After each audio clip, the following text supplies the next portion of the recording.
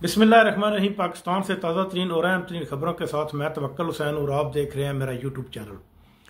पाकिस्तान तहरीक इंसाफ के दस्ते तकरीबन जो पाकिस्तान तहरीक इंसाफ का जलसा है वो डी चौक पहुंच चुका है।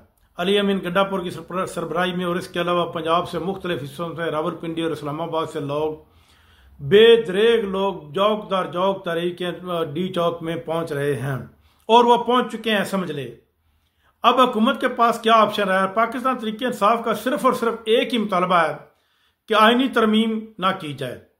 अगर पाकिस्तान की हुकूमत तहरीक इंसाफ को आईनी तरमीम की गारंटी दे देती है कि हम आइन में तरमीम लाने वाले नहीं हैं, तो फिर ये जो जलसे हैं, ये एहतजाज जो ख़त्म हो सकता है। लेकिन पाकिस्तान की तहरीक इंसाफ ने जूँ ही उनके जलसे मजबूत हुए, एहतजाज मजबूत हुआ, तो उन्होंने अपने मुतालबात भी बढ़ा दिए। अब उनके मुतालबात मजीद बढ़ चुके हैं। अब उनके मुतालबात क्या आ चुके हैं? अब वो कह रहे हैं कि आईनी तरमीम ना की जाए। दूसरा, जस्टिस मंसूर अली शाह का नोटिफिकेशन जारी किया जाए। तीसरा, इलेक्शन ट्रिब्यूनल बनाया जाए और इस जो लोग जीते हैं 8 फरवरी के इलेक्शन में, इनका केस सुना जाए और उनको पता चले कि फॉर्म 45 के तहत कौन लोग जीते हैं और फॉर्म 47 के तहत कौन लोग कब्जा करके इस वक्त इख्तियार के ऊपर बैठे हैं। इस सारे जो एहतजाज है इसको हैंडल कर रहा है पाकिस्तान के जो वजीर दाखिला है मोहसिन नकवी। मोहसिन नकवी कोई सियासी आदमी नहीं है, ना ही वो वोट लेकर आया है। वो तो एक बनाया गया एस्टेब्लिशमेंट का एक आदमी है। एस्टेब्लिशमेंट ने उसको पहले वजीर आला पंजाब भी लगाया रखा और वजीर आला पंजाब से हटाकर अब उसको सेंटर बनाया। सेंटर बनाने के बाद उसको वजीर दाखिला पाकिस्तान बना दिया।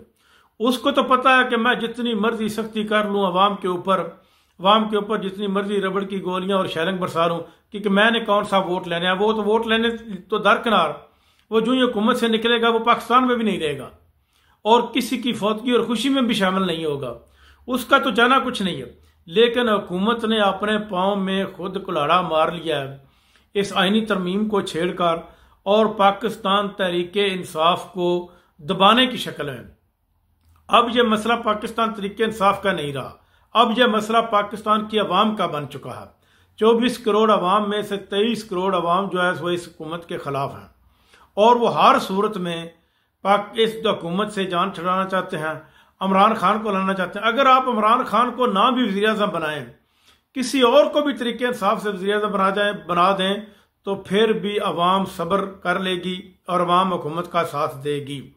पाकिस्तान में अब इस वक्त एक गैर मुल्की मंदोबीन भी आए हुए हैं। वज़ीर खारजा जो है वो इंडिया का, वो भी आ रहा है और जिसको पाकिस्तान के मीडिया ने बहुत ज़्यादा प्रोटोकॉल और हुकूमती प्रोटोकॉल दिया जा रहा है। हर वक्त मीडिया में यही बात की जा रही है।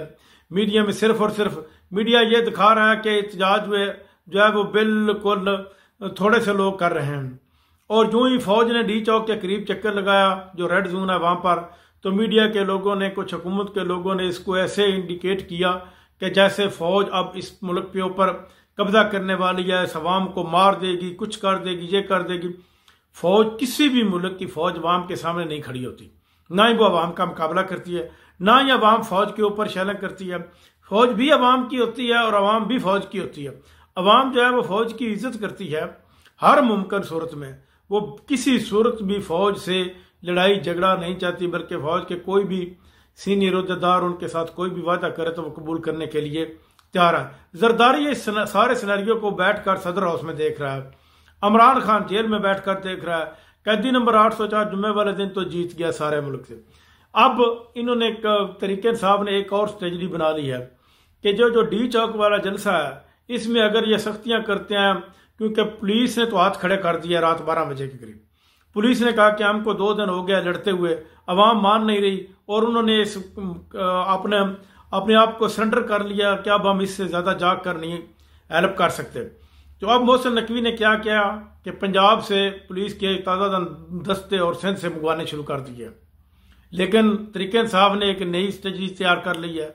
उनकी स्ट्रेटजी के मुताबिक उन्होंने पूरे पंजाब में एहतजाज का ऐलान कर दिया।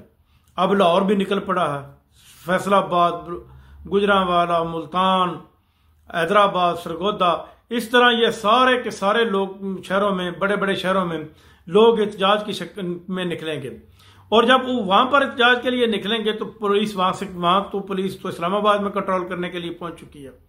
इस वक्त जो ये मौजूदा एहतजाज हैं, ये मौजूदा हुकूमत और इसके वज़ीर दाखिला और इसके हैंडलर्स इस्टेब्लिशमेंट, ये सारे के सारे गली के अड्डे बन चुके हैं।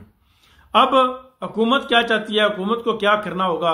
हुकूमत फिल फौर अगर आईनी तरमीम से पीछे हट जाती है और तरीके इंसाफ के साथ मुज़ाकरात करती है तो मे भी कि ये जो एहतजाज है वो ख़त्म किया जा सके। देखें अब हुकूमत क्या करती है और तरीके इंसाफ क्या करती है, आने वाले वक्त में पता चलेगा। अब तक के लिए इतना ही, अपना ख्याल रखिएगा। अल्लाह ने के बाद।